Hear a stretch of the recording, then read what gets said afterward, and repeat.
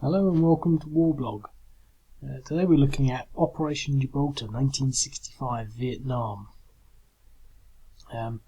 It's actually part of a series of operations that started off with Operation Highland.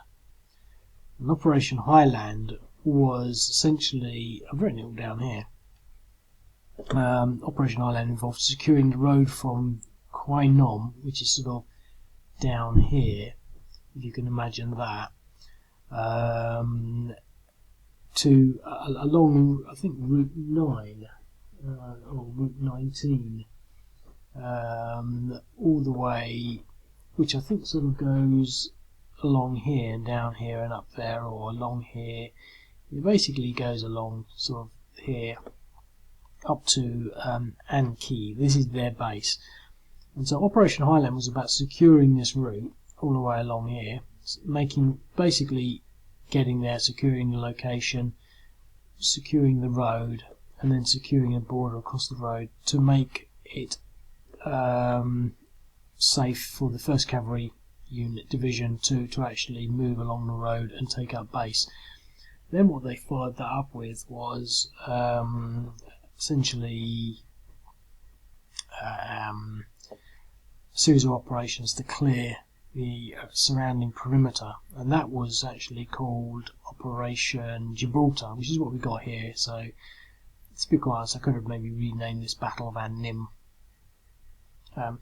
Just to maybe put it into perspective, I actually did a larger map. If you're familiar with this game, I do a series of maps.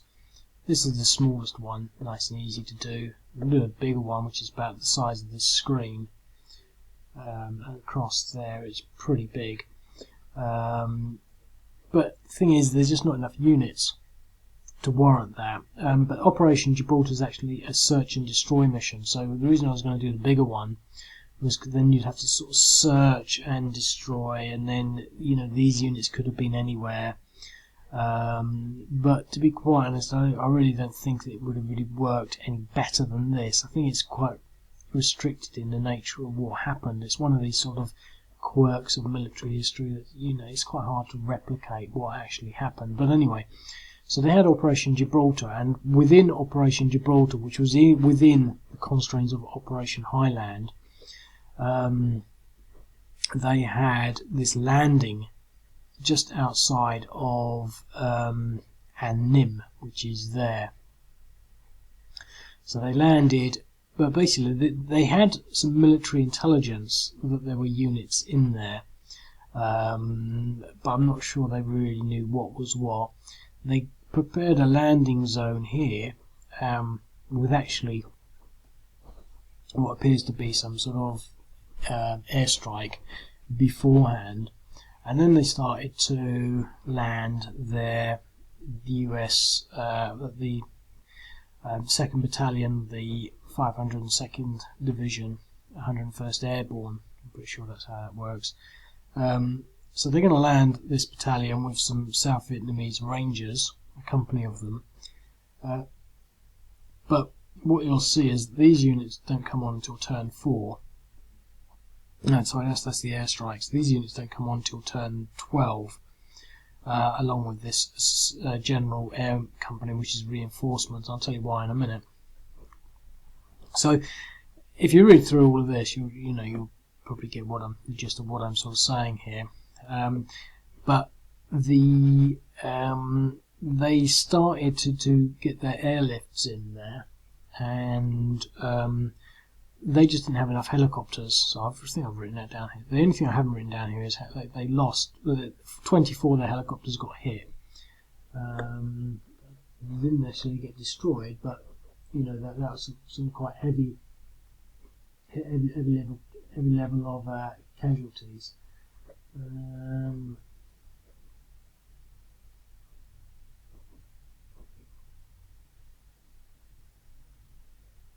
So let's see whether I can.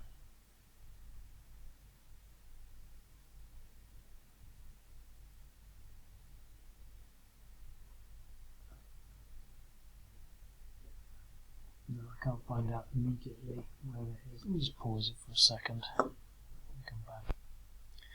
Yeah, the article which I'm reading, which is Combat Operation Stemming the Tide, May 1965 to October 1966. Probably Google it, you can find it as a PDF online somewhere. Basically, during the course of this battle, which lasted one day, the Viet Cong, the North Vietnamese, brought down or damaged 26 of their helicopters. But basically, they didn't have enough helicopters to go around in the first place, which meant that they had to bring in these units bit by bit. So they couldn't just bring them in all in one hit. They had to come in, land them, and then take the helicopters back. And after the war, quite a few people said that that was a major error with what went wrong here. They should have brought them all in one go. So what happened is they land basically about a company of these the 2nd Battalion in here, and they land okay. They've already carried out an airstrike. They land the battalion in there, and then they come in with the next set of helicopters, and they get so much fire from this. Basically, it's a training camp. It's not just that they're there, it's a training camp for the 95th Battalion, with some elements of the 94th Battalion there as well.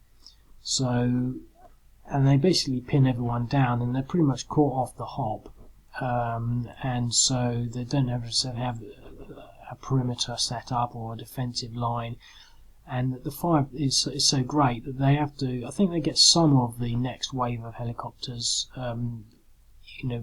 landed, but basically they have to wave them off, and so they get stuck there on the ground, and then they call in, well, first off they don't have any artillery with them because the rains had swollen up the rivers and the fords were uncrossable for artillery, so they didn't have any artillery. The helicopters that could do heavy lifting of artillery were all sort of allocated elsewhere, so they were busy, so they had no artillery, they had no sort of heavy weapons, so they had no mortars, no recoilless rifles, because this is described as mountainous terrain, so I might have to do mountains and jungle or something. So they didn't have any of that sort of stuff with them, so they didn't have any artillery, and they called in some airstrikes, but they couldn't get the, it's sort of detailed down here, they called in airstrikes, but basically there was a problem with contaminated fuel at the Bien Hoa air base, and they couldn't they couldn't provide the airstrikes. It's interesting really, because it sort of starts off at 700 hours. I'm using their sort of military notation, so I was going to put 7 AM and then 9 PM, but it's war as well, so I'll use that sort of notation. But obviously I can't spell for toffee, but so what, 30 cluns, sort of, yeah, do that anyway. But so that's only 2 hours, but that must have been 2 hours of, it must have been a very long 2 hours for the people on the ground. It's between 7 o'clock and 9 o'clock, it seems to whiz by for me. But anyway, so they do actually get some F-100s in there from 9 o'clock onwards, and they managed to carry out about 50 airstrikes.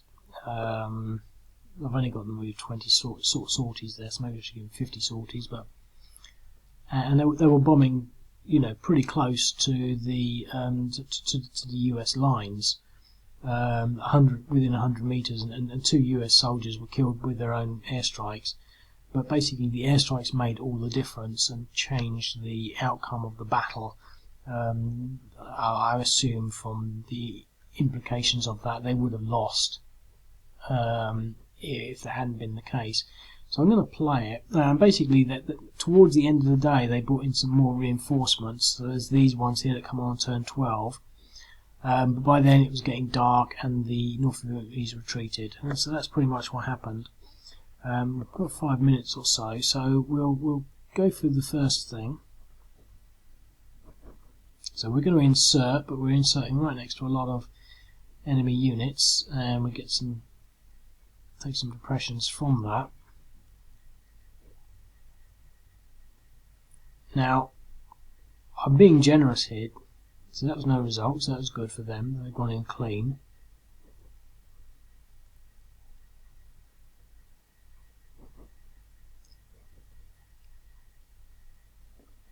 Okay, well, you did okay there. I mean, we could have lost units, but essentially, I'm being quite generous with how many they can get through. They tried to get through the rest, but the next wave was sort of waved off. So and they said they had about 600 units in there, but I'm not sure whether they had 600. This is a 620-man strike force conducting Operation Gibraltar. Engaged the Viet Cong Main Force Battalion and elements of another at this location. It says 620, but it doesn't say whether there were 620 and only 224 actually on the ground. As a result, only 224 men are actually on the ground, because if that's the case, it would be just one counter. If it's 600, it's all three.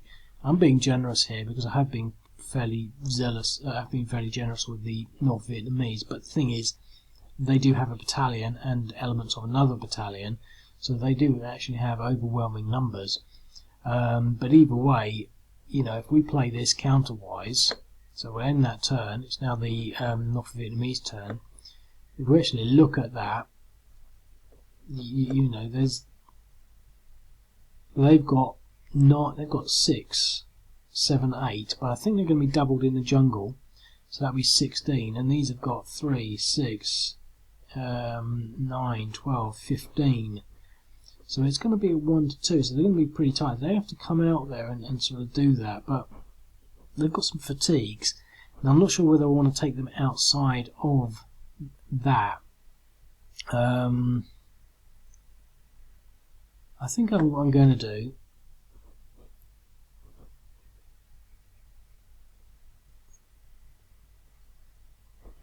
is this. So let's just see what the odds actually are.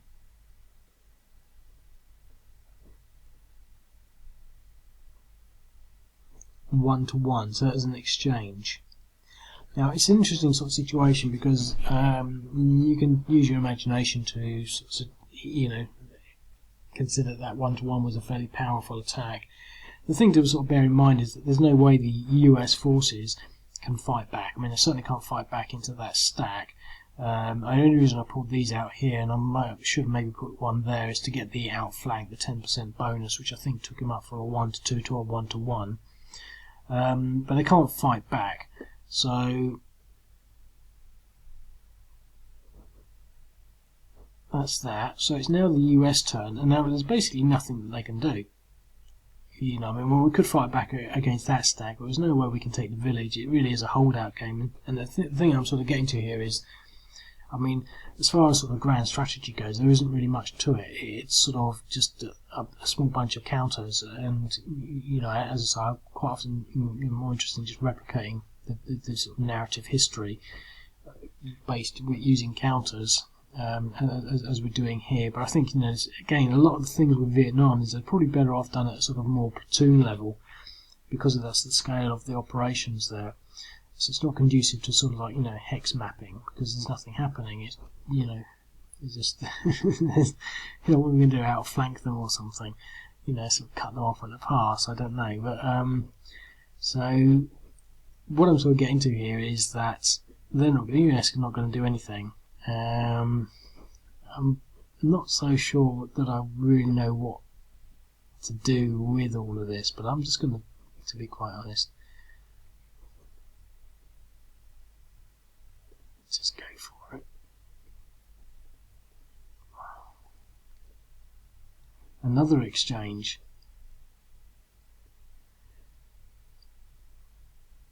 What I'm getting to here is that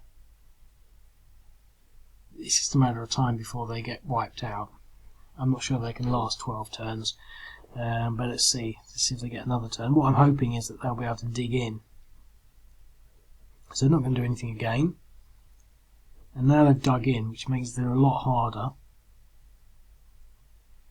Now we don't need any more of a surround.